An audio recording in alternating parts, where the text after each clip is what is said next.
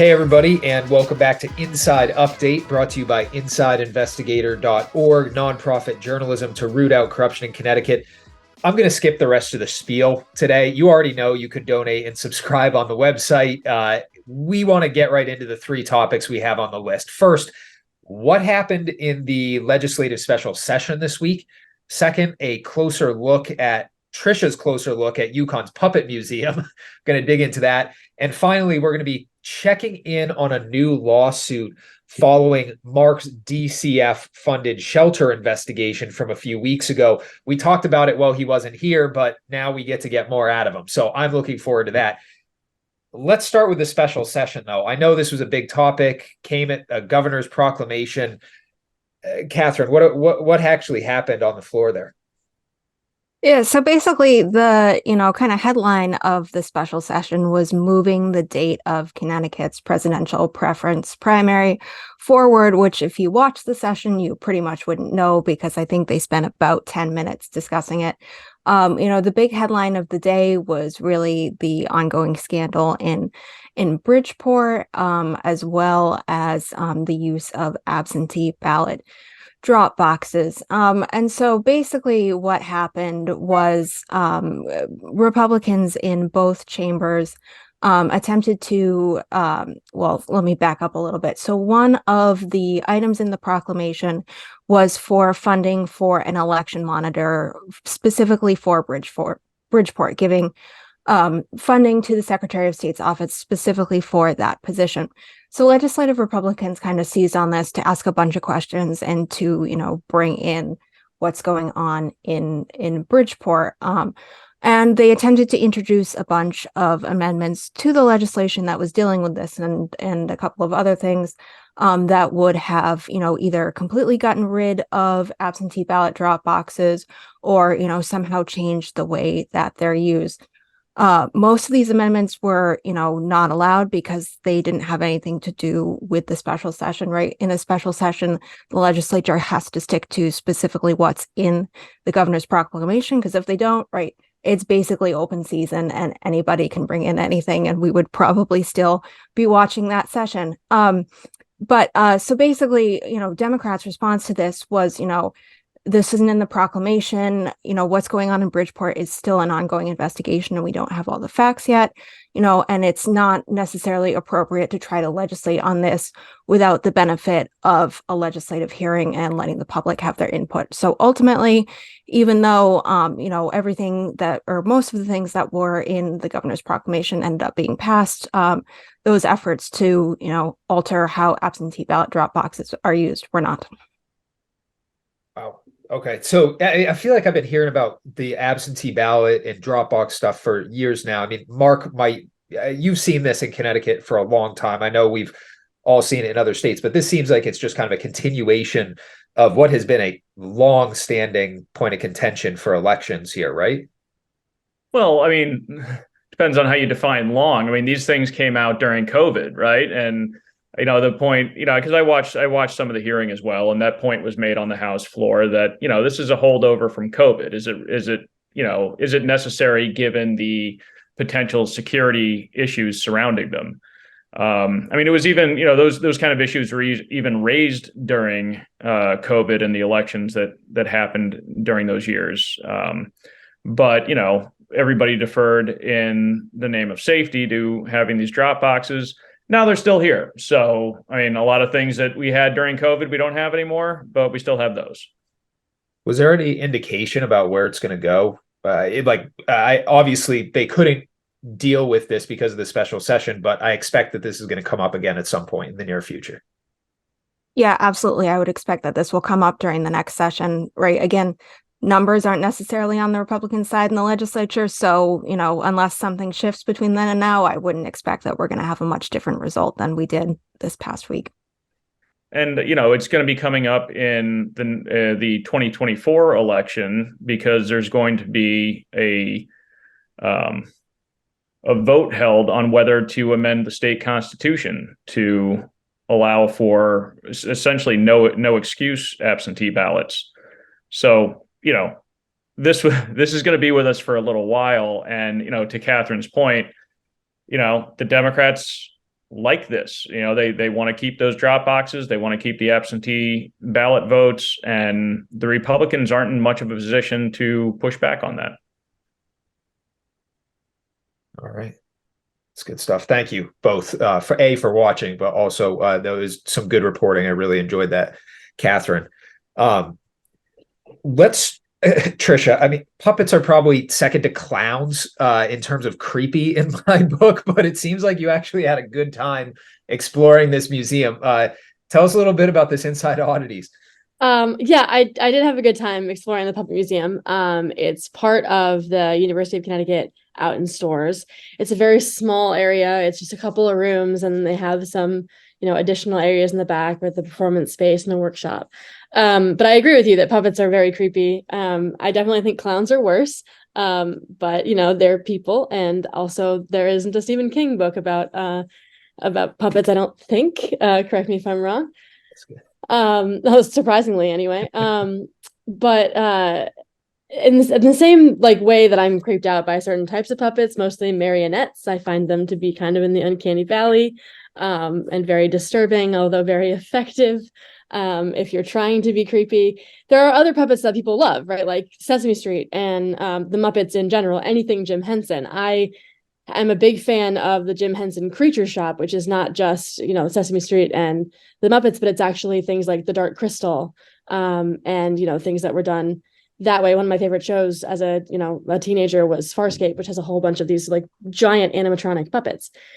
And going to the Puppet Museum allowed me to sort of get a better understanding for people who study puppetry, and also people who perform and like learn how to make puppets and learn how to do, this actually very, in some ways, ancient type of storytelling. So I spoke to their executive director, who is also a puppeteer, and has been doing that for a very long time, about sort of like the role that puppetry can play, the things that we learn from it, we're constantly learning new ways that people have used them in the past.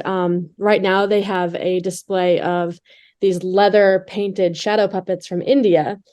And in South and Southeast Asia, this is like a long-term tradition. I had originally learned about these types of puppet shows when I was in Indonesia years ago, for a different thing, but we had toured a place that makes these puppets, and they are, a way to tell mythological stories, right? Which are about teaching kids lessons, or, teaching people morality tales, or like carrying on this tradition. And they've been in use for, an extremely long time, and are still a tradition that's being passed down through families that are, part of this tradition.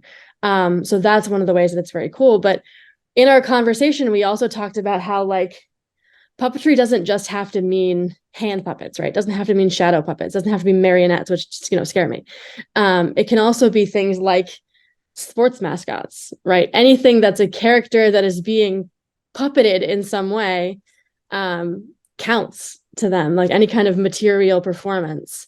And it was just this really fascinating conversation about the way that like, even if you don't think you're engaging in puppetry, maybe sometimes you are, and it's not just kid stuff, and the different ways that people have found to like tell stories and to talk about important issues, difficult things, to bring humor. I'm thinking about things like Broadway's Avenue Q, like all these different ways that we've used puppets to tell different kinds of stories, and and it was really fascinating. It was a cool place to walk around and talk. It's a nice short trip, and they're constantly changing their exhibits.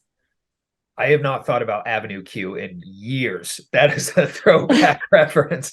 Yeah, that's a really good call. There's a lot more to that. I was surprised, actually. I was like, oh, this will be interesting. You're looking at a museum, but I mean, you jam-packed it full of all kinds of different little tidbits. It was a really good read.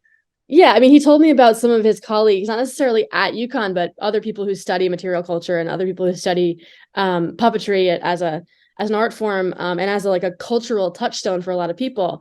And he talked about one of his colleagues who's written a book about material culture in Star Wars. So you think about like R2-D2 and C-3PO and all of these characters, even Darth Vader, who they're not people, right? Like they don't have a face, they don't emote, and yet we love them for some reason. Like, how many people fell in love with BB-8 when the new series came out, right? Because he has a personality, even though he's not a person. So it was really interesting to talk about all those different ways that we connect with characters that aren't real. And we talked about, how people who've interacted or performed with the Muppets or Sesame Street characters find themselves having conversations off camera with the puppets, not with the puppeteer who's controlling them. Like they'll ask them questions and the puppeteer is answering, but like is underneath this character, even though they're talking directly to Elmo or, Kermit or whoever. Trisha, am I wrong? Is that the only puppeteering program in the United States? It's not the only puppeteering program in the United States, but it is one of the few places where you can actually get a degree in puppetry. They have it both as part of their dramatic arts program, where like you can study puppetry performance, but you can also study like building puppets and learning how to use different styles and different learning how to make the felt puppets that they use the Henson stitch, or learning how to make other types of puppets to tell those stories. And it's for people that like really want to get staffed making puppets or building puppets or doing all of this different stuff that you can use in a variety of formats, a variety of different like performance styles. Have they considered adding government into their study of puppetry? I don't know. I'd have to ask him. I have to go back there and ask. Just had to say it. You're good. No, it's good. Yeah, it's intrusive thoughts. You got to get them out. Speaking of, I guess let's shift over to Marc and really drag him down a little bit here, having to talk about a lawsuit. This is the penalty, obviously, for making jokes on this program, where there's no laughter, no humor. Exactly. In all seriousness, we did talk about your investigation. Obviously, you weren't here the last time we recorded. You came back from vacation and you hit the ground running with a new investigation that's coming out this Sunday on the family court stuff. And also this article following up on your last investigation. I'm glad you're here to give us the update, though. What's going on? Sure. So, I mean, after our investigation into the Star Home in Hawinton, a DCF-funded shelter for girls, there's, the Republicans issued a couple calls for informational hearings, public hearings, to get to the bottom of what's going on. Whether or not that'll happen, we don't know. But what also happened is a lawsuit was filed by one of the girls who had been staying there during the time period I was writing about. She was there from May of 2023 to July of 2023, basically up until DCF came in and just kind of pulled the plug on the place. And the argument is that you were supposed to keep my daughter safe, my 14-year-old daughter safe, and instead she was exposed to sexual abuse. It does not say that she was actually sexually abused, but she was exposed to it. During that time period, we know that the state police arrested a staff member for sexually abusing four of the girls there, that she was exposed to illegal behaviors. We know that several of the girls went AWOL, stole vehicles from the staff members there, and that she was, if not exposed, if not part of this, exposed to it. And she was also there for the great brawl that happened when they had to call in God knows how many state troopers and ambulances from all over the place to try to get things back under control. There were multiple assaults, multiple arrests, and it occurred during the time period that she was staying there. So essentially, the argument is that, DCF is supposedly, removing these girls from horrendous situations. I mean, they're definitely removing them from horrendous situations, but under the auspices of we're going to put them someplace safe and therapeutic for a while till we can figure things out. And that environment, at least during the past 2 to 3 years in Hawinton, has proven to not be as safe and therapeutic as it probably should be, as evidenced by the fact that, DCF has essentially shut it down, leaving only one girl staying there until the Bridge Family Center, which runs the shelter, can get things back under control. When that's going to happen, we don't know. And Bridge Family Center was able to get a statement to us, basically saying that they've never had a lawsuit of this type before, and they're making whatever corrections they can to get the shelter back to where it needs to be. I mean, we'll see what happens. I mean, everything, obviously the girl and her mother are anonymous in this lawsuit, which is understandable. But, one of the things when I was kind of reflecting on that when they say they've never been sued, and I was thinking about like, what are the types of, girls that are being placed in these shelters, or kids, because they run boys shelters too. I mean, these are generally adolescents with nobody to really advocate for them.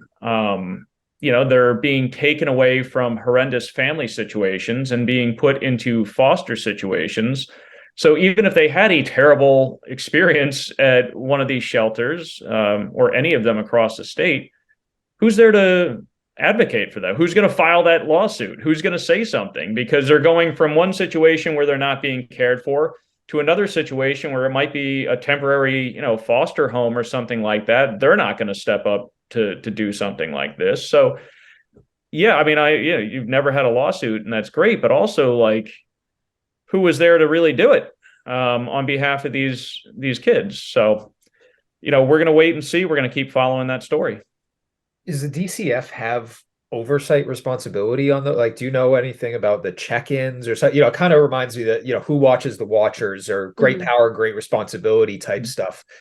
They absolutely have oversight. This is a contractor, they get their, this is Bridge Family Center, they set up their operations to run these things. They contract with DCF to run this shelter for a certain amount of money. DCF does have oversight, and Bridge Family has their own management structure, and it just seems like even though these very similar issues came to the forefront in 2022, they had some meetings with town officials in DCF. Things kind of quieted down and then ramped right back up again in 2023. So it's not like this is brand new. This has been going on for a little while. They've been aware of it. And whatever steps they took in 2022 to try to get control over this place again, apparently didn't work. So now outside contractors are being called in, consultants, to try to figure out how to best maintain safety at this shelter so that it can reopen. But yeah, this is all their residents are under the care and custody of DCF. Thank you. All three of you, truly, for looking into these. I feel like these were three really important topics that otherwise probably would not have been covered, and that's obviously what we try to do at CII. But I really appreciate that boots on the ground approach to digging deeper on things that other folks can't or won't. Other questions related to any of these, or anything else that folks should know about headed into this coming week?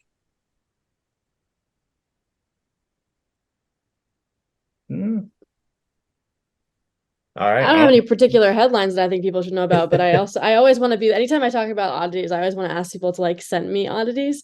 Most of the time I'm finding things, through Google searches, through, guidebooks, things like that. I love the Atlas Obscura website. They have so many cool things that some people don't know about, some people do, but oftentimes these are things that are slightly in the public attention, right? I'd love to do things that no one knows about.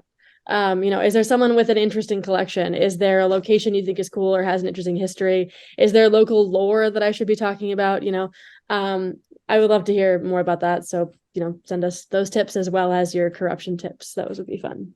Along the lines of what Trish just said, I have to say that I did get a few emails after the DCF investigation came out with people saying, hey, my kid was put here, and I've been having these issues with DCF. I have yet to get a response from those people because I emailed them back, and I'm interested, obviously, to follow up. But I understand that these are private matters and can involve some sensitive issues. So, but if anybody else is out there, please feel free. I am interested in pursuing this. Absolutely. As always, I mean, this is just a fraction of the articles that are published on InsideInvestigator.org.